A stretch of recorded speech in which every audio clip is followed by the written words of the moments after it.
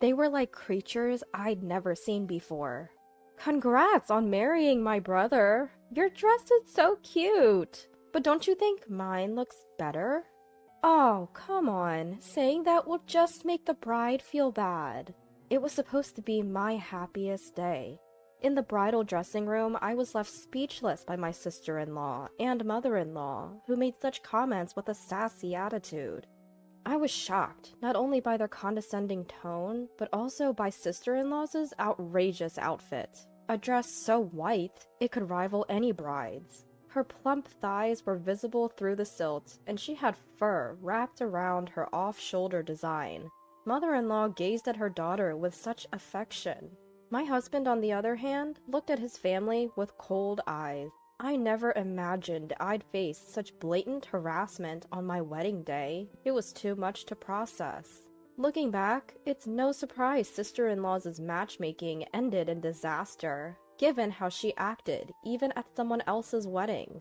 My name is Anaya. I was born in a coastal town and grew up in a typical household. When I went to a state university, I stayed with my maternal grandma, who lived nearby. Living with my beloved grandma, who had always doted on me, was my dream. Her well-maintained old house was a mix of Western and ethnic styles with a nostalgic atmosphere. I loved spending time on the balcony overlooking the small garden, chatting with Grandma while munching on seasonal fruit. Even after getting a job, I continued living there. When Grandma fell ill, I took care of the house, hoping she'd return. But that wish never came true. When it became hard for Grandma to live on her own, she moved to a facility in my hometown. "I want to take care of Grandma," I said. But she smiled and replied, "You've done enough. I want you, Anaya, to find happiness." After Grandma passed away, I married Jesse, who had always supported me. Now we live in the house filled with Grandma's memories, but our supposedly peaceful newlywed life is constantly disrupted by those two women. How did someone with such a plain face and skinny body like you manage to marry my brother? One day, I was asked by mother-in-law to prepare lunch for sister-in-law due to a neighborhood association meeting. Instead of gratitude, sister-in-law greeted me with sarcasm. I just wanted to go home, but if I did, they'd just show up at my place. "Ask your brother." Sister-in-law, seemingly satisfied with her own conclusion, said, "Well, maybe you two are a good match, since he's not that great either." She then gulped down the curry I made. I bet she thinks eating in tiny bites in front of men is the secret to being attractive. Sister-in-law might seem devilish, but what's terrifying is her lack of malice. She looks down on everyone, including me and her brother, without a second thought. It's exhausting. Mother-in-law, who raised such a sister-in-law, is of course a handful. Rather than disliking me, mother-in-law seems more interested in elevating her daughter by putting me down and bossing me around. That's why she calls me for such tasks. If I neglect her daughter, she'd either call non-stop or ring my doorbell incessantly. It's a living nightmare. Apparently, mother-in-law always said her daughter was her world and never really cared about her son, my husband. My husband claims he was never abused, but he also says he was never shown any interest. His father went on a work assignment 10 years ago and never returned, even after retirement. He still sends money for living expenses, so it seems neither mother-in-law nor sister-in-law care. My husband tries to address their attitude, but they don't listen. After all, in their eyes, he's just another person to look down upon. Seeing my husband deteriorate more than me was heartbreaking, and I often gave in to mother-in-law's demands, which was my mistake. The two of them became increasingly unbearable, and we, as a couple, grew weary. We couldn't go on like this. Determined, my husband and I decided to hatch a plan. Just as our preparations were almost complete, mother-in-law and sister-in-law unexpectedly showed up at our house. It was a hot summer day. My husband was at work. Reluctantly, I greeted them. "Hello, sister-in-law. What brings you here?" "Just because. We're the cute sister-in-law and mother-in-law. Does it mean we need a reason to visit? You should fix that stingy attitude." "It's hot outside. Let us in. You're so inconsiderate." I really didn't want to let them into Grandma's precious house, but to avoid causing a scene, I reluctantly let them in. I served them coffee and some cookies I baked the day before. What, no cake? I'm sorry, you came unexpectedly. Well, it's okay. Your cooking is decent, even if it's a bit plain. That's true. We'll give you that. Surprisingly, sister-in-law and mother-in-law complimented me. It felt more creepy than pleasant. The house is old, but spacious. It's passable. Passable? To me, this house is perfect. Actually, Elle is getting married. Mother-in-law dropped the bombshell out of the blue. Wait, this self-centered sister-in-law? I was momentarily shocked, but her getting married wasn't that surprising. She often bragged about her curvy body and her straightforward approach with men. It seemed to work on naive men, or those looking for fun. So, with the guy you had an affair with? I recalled a man she once mentioned. It wasn't an affair, we just met in the wrong order. It's true love. But no, not him. The one who approached you recently? I just noticed his intense gaze and approached him first. But no, not him either. Who, then? Elle met him at a speed dating event. He's a wealthy man's son. Mother-in-law proudly announced. That's right, I'm having a shotgun wedding with a rich guy. Good for Elle. Unlike your brother, who married someone like you. She added that she's already pregnant, not forgetting to throw in a dig at me. The speed dating event was about 3 months ago. She probably charmed an unsuspecting man. I feel sorry for him and his family. Did you break up with the other guys? Not yet. They all love me so much, I can't bear to tell them. It's inevitable. Elle is just so lovable. But what really satisfies Elle is money. I had a hunch, but still, I wonder if the child is really from that wealthy man. We want to use this house for our pre-wedding family introduction. Their ulterior motive became clear. I was so repulsed that I blurted out my response. No way! They glared at me, and to avoid a scene, I quickly tried to smooth things over. I didn't want to cause a scene, so I quickly tried to find the right words. I think the groom's family would prefer to see their future daughter-in-law's actual home. But our place is a bit messy, and it's a small apartment. Then clean it up, and stop smoking inside. But won't they find it strange if they're invited to the bride's brother's house? When I voiced my concern, sister-in-law said, You're not getting it. We'll just say this is Elle's family home. What if they find out the truth? As long as you and your husband keep quiet, it'll be fine. You're getting married. Pretending just for the introduction won't solve anything. Once we're married, he's mine. Plus, I'm pregnant. It's not that simple. You're so sweet to worry. Why not just make this house truly belong to Mom and Dad? Sister-in-law's outrageous suggestions left me speechless. Oh, Elle, what a great idea. This house is old, but we'll take it. This is my grandma's house. It's not just my decision. Don't you know? Once you're married, everything belongs to the husband's family. I've never heard of such a rule.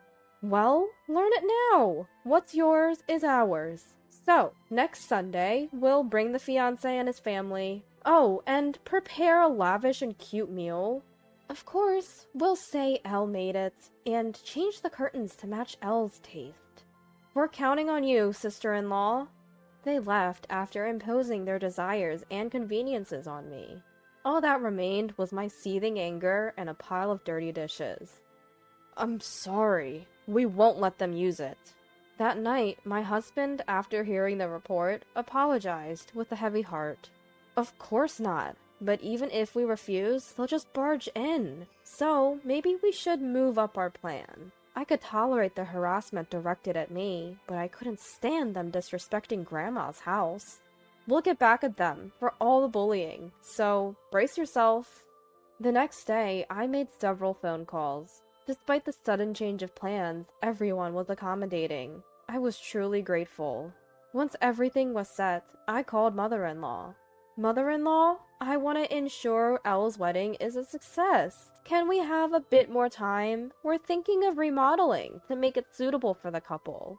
Anaya, I misunderstood you. You are such a good person, but we have wedding preparations, so hurry up.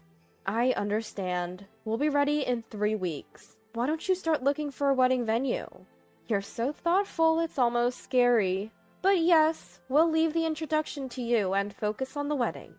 Was this our first pleasant conversation? And probably our last. Those two fools won't suspect a thing.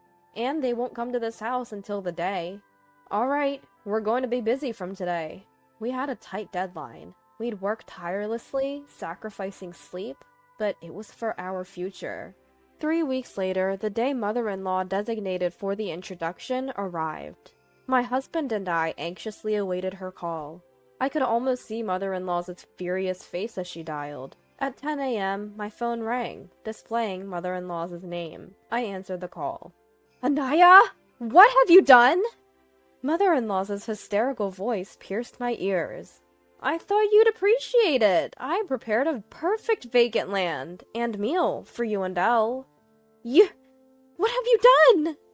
She was probably hurling insults at me, but they weren't coherent. The place she took her fiancé's family to, claiming it was her home, was no longer Grandma's house. I had prepared a new home and meal for them, but it seems they weren't pleased. Mother-in-law's words were still incomprehensible. She probably wanted me to explain the situation to the other party. I'll do just that. I'm sorry if I upset you. Can you put me on speaker so the groom's mother can hear? I apologized to mother-in-law in the most submissive tone I could muster. The shouting stopped, and a refined voice of a woman came on. Are you Aaron's mother? It seems there's been a misunderstanding. Oh, not Aaron? My apologies. So, Aaron finally left his wife for Elle. Or is it Ivan? Phil! No. I listed all the men sister-in-law had been involved with. Anaya, stop it! With mother-in-law's loudest scream yet, the call ended. They were probably in the middle of a huge argument.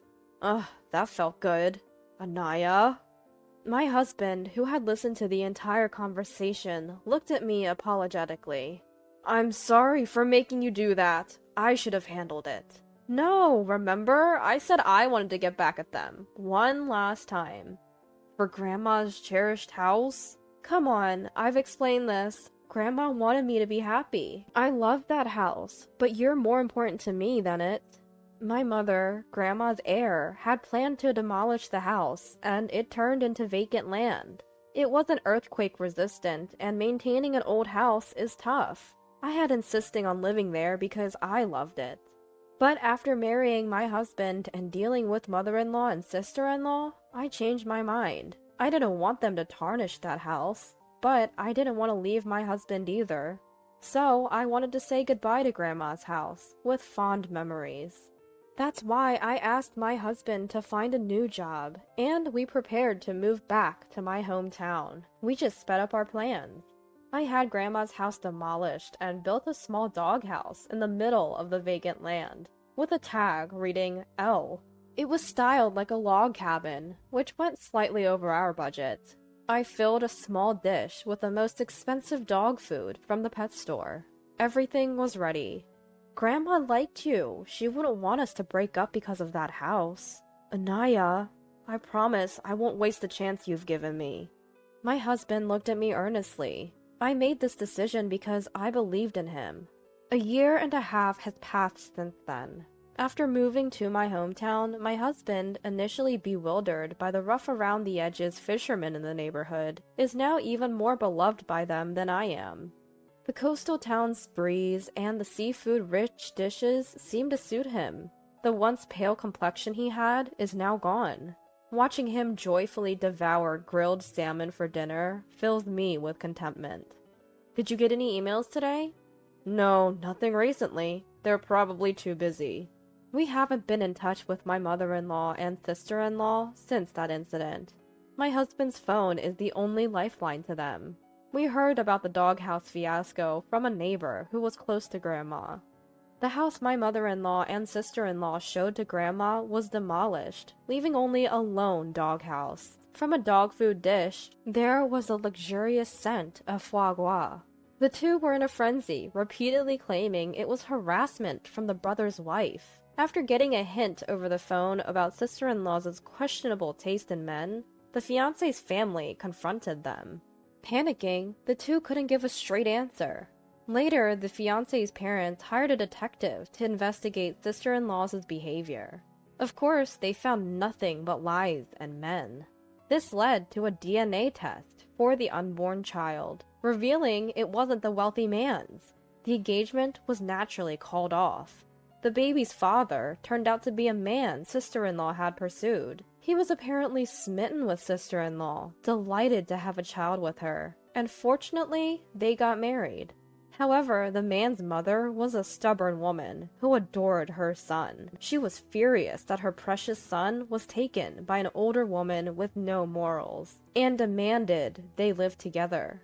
On the other hand, mother-in-law, upset about her daughter being taken, rented an apartment near the newlyweds, and seemed to be in daily battles with the man's mother. Sister-in-law, who had planned to marry rich and live a luxurious life, now seems exhausted from being bullied by her mother-in-law and handling household chores and childcare. But there's a silver lining. Sister-in-law's husband adores the baby. So, it's safe to say it's all on them. My husband's phone rings. Oh, it's an invitation for drinks from my father-in-law. Your dad is really fond of you, isn't he? I enjoy his stories, and my mother-in-law always prepares my favorite dishes. I realize now my own mother never asked about my favorites. This is what family feels like, my husband murmured. Don't worry, you'll be the kind of parent who knows all their child's favorites. Saying this, I gently rubbed my swelling belly, and he smiled warmly. I feel like we can achieve that in this home. He gazed at the caramel-colored beam on the ceiling. It's a magnificent beam we got when we demolished Grandma's house, incorporated into our newly built home as a memento of beloved Grandma. It was my husband who suggested preserving the beam when all I could think of was tearing everything down. That's why I chose a future with him. Let's make this a wonderful home, as beautiful as Grandma's. Yes, absolutely. In the quiet coastal town where you can hear the waves, stands our small house. This is where we'll build our happiness. Maybe I'm poorer than Patricia's sister now that I've given up on Sarah. When I think about it, I'm really glad to be living in this house. Well, it might be smaller than this one. Laura, the wife of the eldest son, said this with a nasty smile to her niece. At Laura's terrible verbal abuse, the eldest son, Ben, grabbed her shoulder and yelled, "Hey, there's no need to say that much to a child, right? That's too much, no matter what."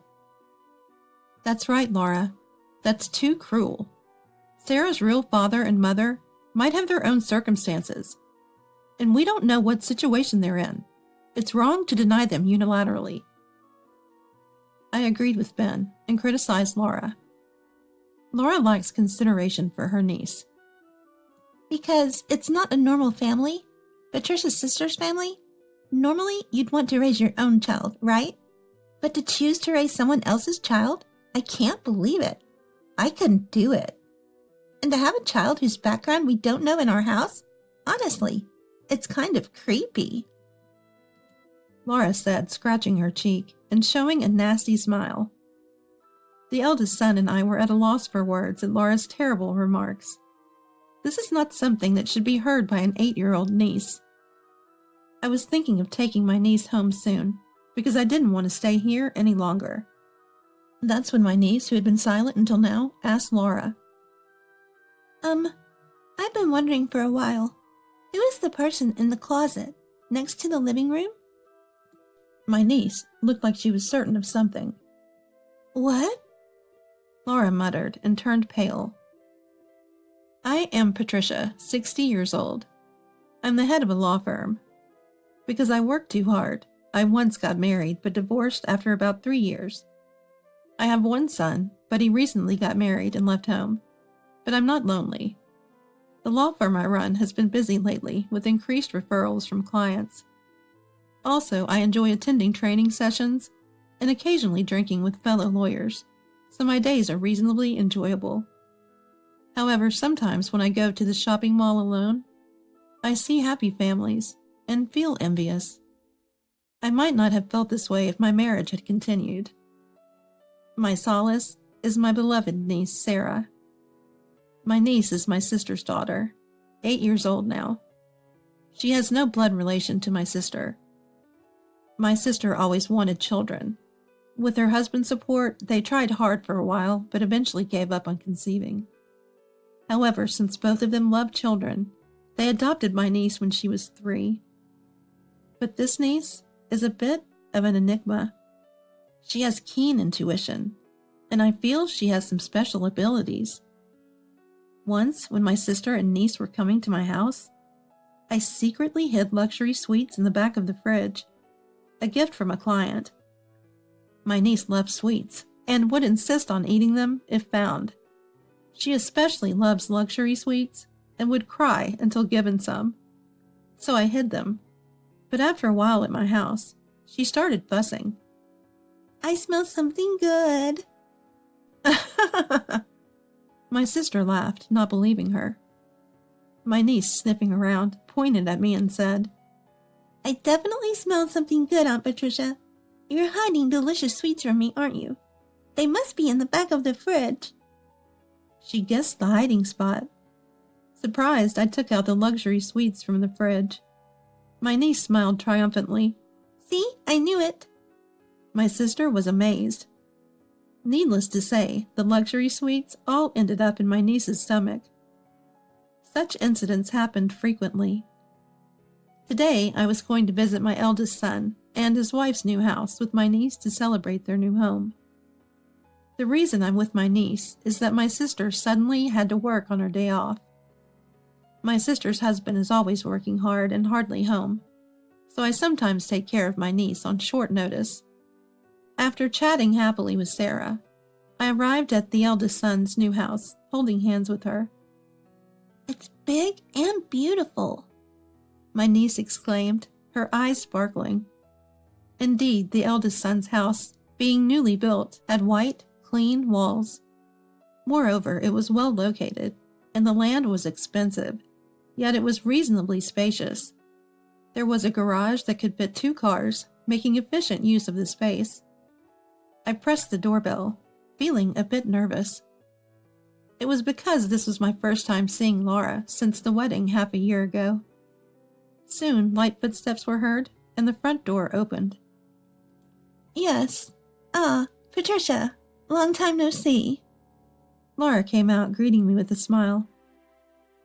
Mom, thank you for coming today. The eldest son followed Laura out of the house and thanked me. Thank you for inviting me, and I'm really sorry for the suddenness, but is it okay if my niece Sarah joins us? I told the eldest son and his wife that I had to take care of her suddenly. Nice to meet you. I'm Sarah. Please take care of me. My niece greeted them, looking a bit scared and nervous.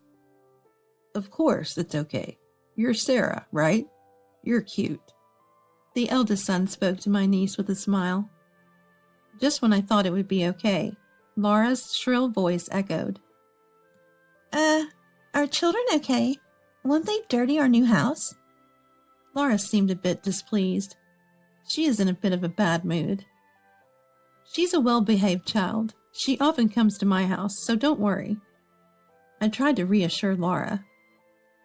Well, if you say so, I guess it's fine. But make sure not to touch anything inside the house or open any doors or closets without permission. Laura glared at my niece, pointing her finger as she spoke. My niece is a gentle child, so she seemed a bit intimidated by Laura's attitude. After that, Laura served us drinks, and we chatted about trivial things for a while. We talked about celebrity marriages and popular shops in the neighborhood. My niece didn't seem interested in the conversation and quietly ate her snacks. Concerned about her, the eldest son started talking to her. You're really cute. Do you resemble your dad or mom? He didn't know about my niece's adoption, so it was just small talk with no ill intent. But my niece already knew she wasn't biologically related to her parents, and it's a delicate topic. As I was wondering what to do, my niece began to speak softly. I don't resemble either. I'm not biologically related to Dad and Mom. I don't even know where my real parents are. The atmosphere suddenly turned heavy. Clearly, the eldest son felt he had asked something inappropriate and was flustered. Then Laura spoke up. Oh no! Sarah isn't the biological child of her parents? That's so sad. As the eldest son and I stood in shock, Laura was smiling. Then Sarah might not be able to have a happy marriage, right? You know, like a negative cycle? Laura said with a nasty smile. That's too rude, Laura. Sorry, Sarah. The eldest son scolded Laura and apologized to my niece. It's okay. It's the truth.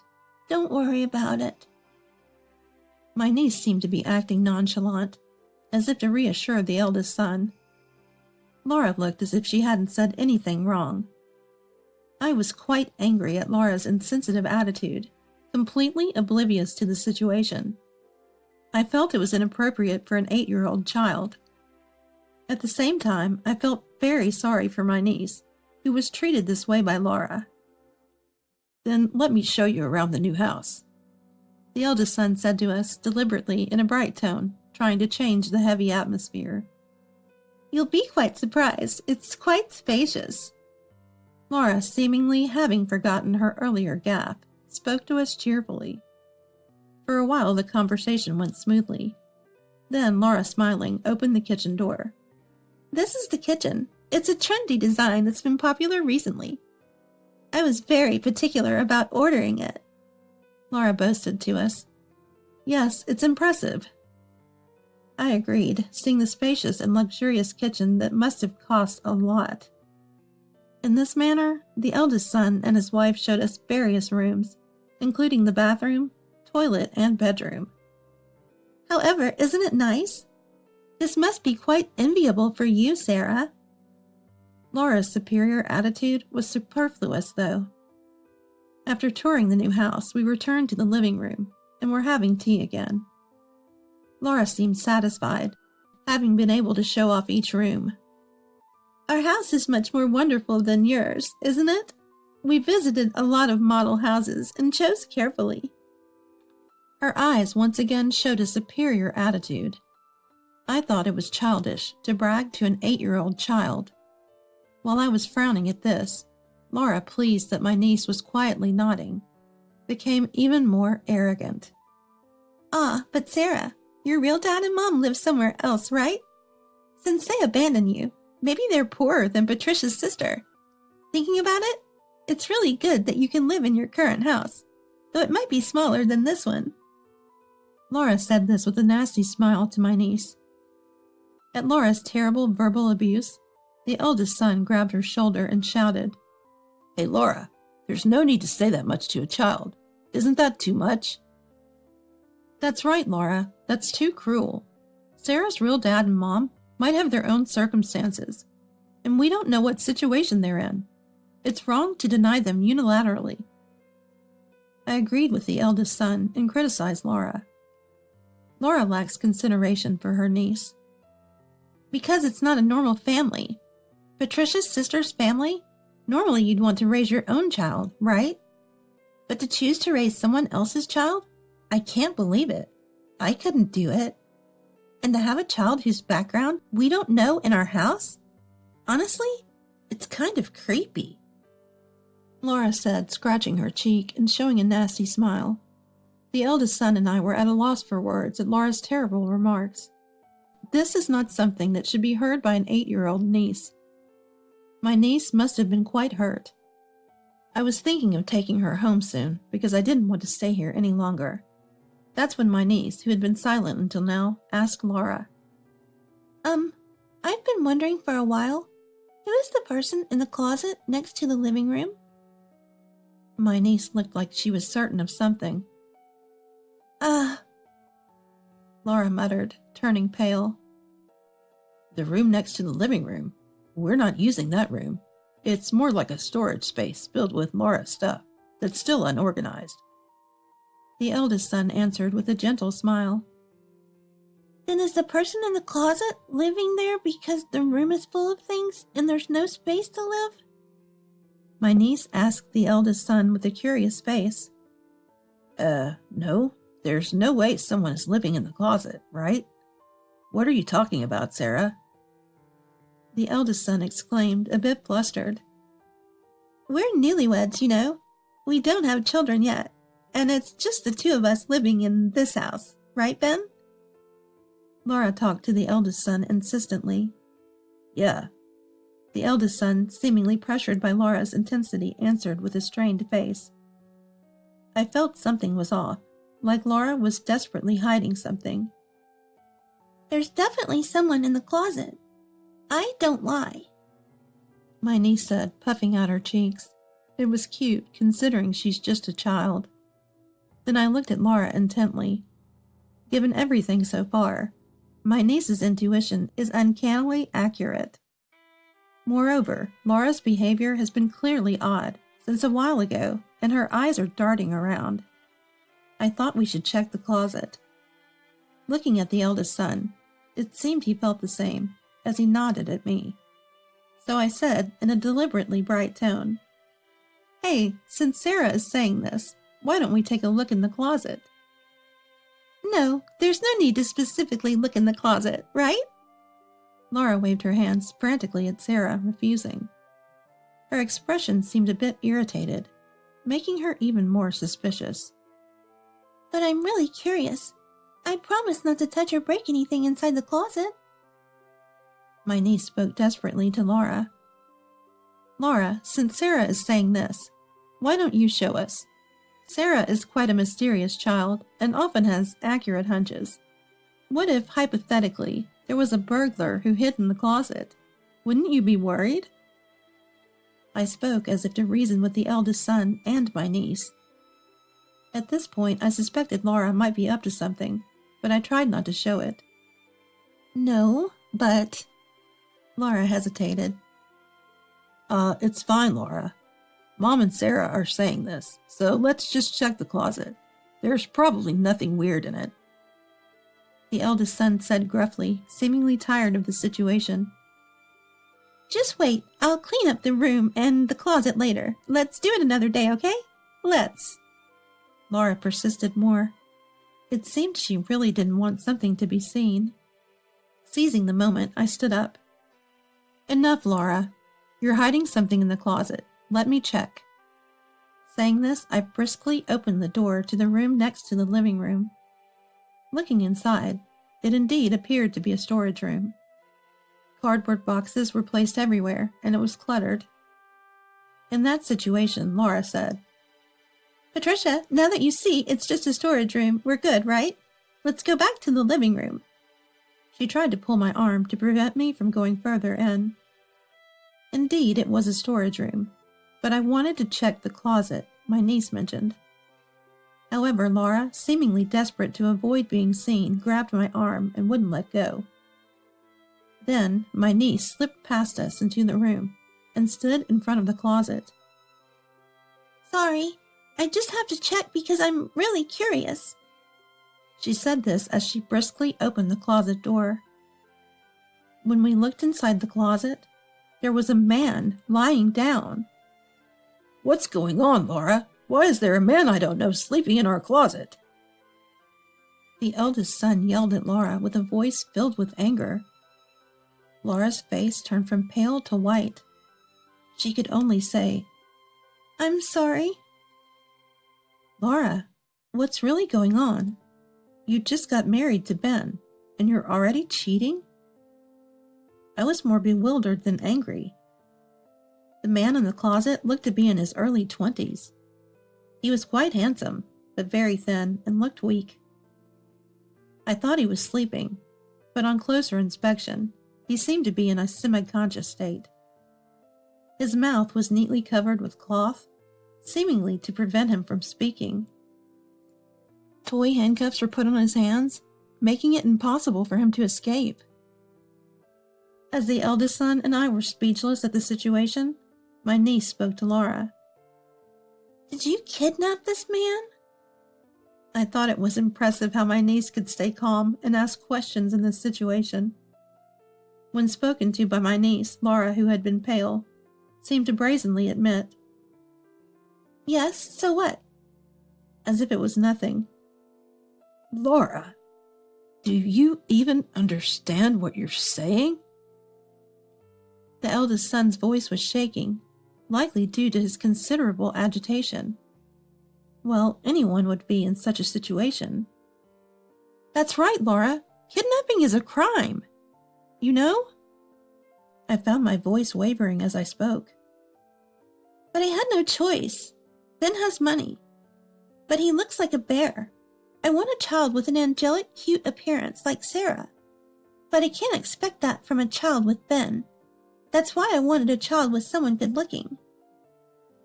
Laura said this as if it wasn't a big deal. That doesn't mean you can just kidnap a good-looking man and get away with it. I frowned without realizing it. Is this man your lover or something? It didn't seem likely from the situation, but I asked Laura just in case. Lover? Of course not. This man was a staff member at a club I used to go to. He got suddenly fired due to some trouble with the shop and was about to be thrown out of his house. So I invited him, saying I'd support him for a while if he stayed at my house. Laura answered with a laugh. Then why is he so weakened? It was consensual, right? I asked Laura, feeling very confused. That's because when he got to this house, he found out I was married, from the shoes in the entrance. He tried to run away, saying it was different from what he heard, since I told him I was single. So I had to do this to keep him from escaping. I felt quite disgusted by Laura's proud response. The eldest son seemed too shocked by what he had heard to say anything. Anyway, if you brought him here by force, you're a criminal. I'm going to report this to the police, of course. I spoke firmly and called the police in front of Laura. Why are the police involved? I just brought a person who lost his job and had nowhere to live. It's like a good deed, isn't it? I should be thanked, Laura said, turning her face away. How could Laura show no remorse when the man was so weakened? I couldn't believe she didn't think she had done anything wrong. A heavy silence fell over the room in this terrible situation. Then, Laura, I'm going to divorce you. The eldest son muttered. Why? You are like my bank. I can't believe you can't even fulfill that role. I won't divorce you. Laura screamed at the eldest son, her eyes bloodshot and almost crazed. I shielded my niece behind me and said, Given this situation, you can definitely get a divorce. You know what I do for a living, right? I'm a lawyer. I'll make sure you and Laura get divorced, even if I have to force it. And since she's made such a blunder, I'm going to demand the highest amount of compensation from her. I spoke to Laura calmly. Yes, I'm a lawyer. I can easily handle a case like this and lead it to divorce. Laura finally seemed to understand the seriousness of the eldest son's intention to divorce. No, I don't want a divorce. Please, Ben, forgive me. Laura cried, trying to approach the eldest son. She probably never thought of divorce. Then my niece, who had been hiding behind me, stepped forward. Even if blood ties are important, a child born in such an environment can never be happy. Even if they are born cute, they will live their life resenting you. That's right. If they had such an unreasonable mother, they might run away as soon as they could. Someone who causes so much trouble and commits crimes just to have a cute-looking child doesn't deserve to be a parent, I murmured. The eldest son started speaking, as if he had made up his mind. Laura, never show up in front of us again. I used to think I'd be happy to have children with you in the future. I don't even want to see your face now. From today, we're strangers. If anything comes up, we'll settle it in court. Laura kept crying. She seemed to have no words to say. After a while, the doorbell rang, indicating the arrival of the police. Eventually, Laura was arrested. The man Laura had kidnapped was apparently being searched for by his family, and the situation had become serious. He was hospitalized, but it seems he will be discharged soon, as he only suffered from malnutrition, with no life-threatening conditions. The eldest son visited him once and was thanked repeatedly, the man crying with gratitude. The man plans to demand hospital and compensation fees from Laura, so I'm thinking of introducing him to a lawyer I know. Since then, Laura has repeatedly demanded to meet the eldest son. He has received many letters from her, begging for help and asking for a chance to make things right. I also received a letter from Laura. It read, "I'm sorry for everything. Please, Patricia, try to convince Ben to drop the divorce and compensation claim." Of course, I tore up the letter and threw it away. Laura was self-centered until the end. She will likely reflect in jail, but I have no intention of helping her. After that, the eldest son sold the newly built house. He said it had too many memories. Fortunately, since it was newly built, it sold for an amount that covered the mortgage. I'm relieved about that. Also, the eldest son has been actively introduced to women by sympathetic colleagues and friends who knew about his divorce and circumstances. He has a dinner date today with a woman introduced by a friend. The eldest son may look like a bear, but he's really kind-hearted. I'm sure he'll find someone attracted to his personality. As for me, I continue to be busy with work. Lately, my caseload has increased, leaving even less time for myself. But I still make time to see my niece. Recently, I've been meeting more often with my sister, her husband, and my niece as a group of 4. Both of them are trying to cut back on work to spend more time with Sarah. My niece always says, "I love Dad and Mom the most," and clings to them. The 3 of them look like a real family to anyone. And my niece smiles at me and says she loves me. Her smiling face is incredibly cute. I hope to continue enjoying such happy times with my niece and her parents.